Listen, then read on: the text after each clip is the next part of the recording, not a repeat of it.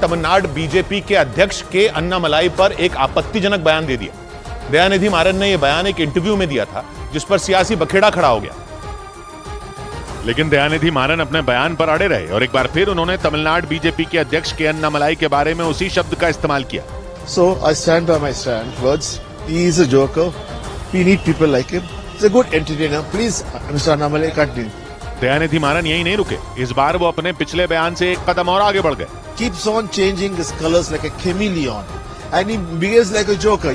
DM के सांसद दयानिधि मारन कुछ दिन पहले तब विवादों में आ गए थे जब उन्होंने उत्तर भारत के हिंदी बोलने वाले लोगों का मजाक उड़ाया था, और इस बार तो उन्होंने तमिलनाडु बीजेपी के अध्यक्ष और कोयम्बटूर से बीजेपी के उम्मीदवार के अन्नामलाई के खिलाफ आपत्तिजनक भाषा का इस्तेमाल कर दिया। और चुनावी माहौल में आया दयानिधि मारन का ये बयान सियासी बवाल की वजह बन गया, क्योंकि के अन्नामलाई पर दिए गए आपत्तिजनक बयान की खुद प्रधानमंत्री ने तीखी आलोचना की। प्रधानमंत्री ने दयानिधि मारन के बयान के जवाब में परिवारवाद का मुद्दा उठाया और आरोप लगाया कि परिवारवाद की राजनीति करने वाले युवाओं को आगे नहीं बढ़ने देना चाहते और उनका हौसला तोड़ने के लिए इस तरह की आपत्तिजनक भाषा का इस्तेमाल करते हैं। प्रधानमंत्री ने दयानिधि मारन के बयान को उनके घमंड का सबूत बताया। अहंकार में कहा, कौन है वो? अन्नामलाई, और अपमानजनक शब्दों का इस्तेमाल किया। प्रधानमंत्री ने मारन के बयान के जवाब में परिवारवाद का मुद्दा उठाया तो के अन्नामलाई ने भी कुछ इसी अंदाज में अपने ऊपर हुए हमले का जवाब दिया।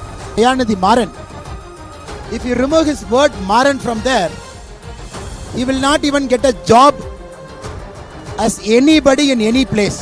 यानी दयानिधि मारन का बयान आते ही बीजेपी ने तमिलनाडु की सियासत में फल फूल रहे राजनीतिक परिवारों को घेर लिया, क्योंकि तमिलनाडु बीजेपी के अध्यक्ष के अन्नामलाई का किसी सियासी परिवार से ताल्लुक नहीं है।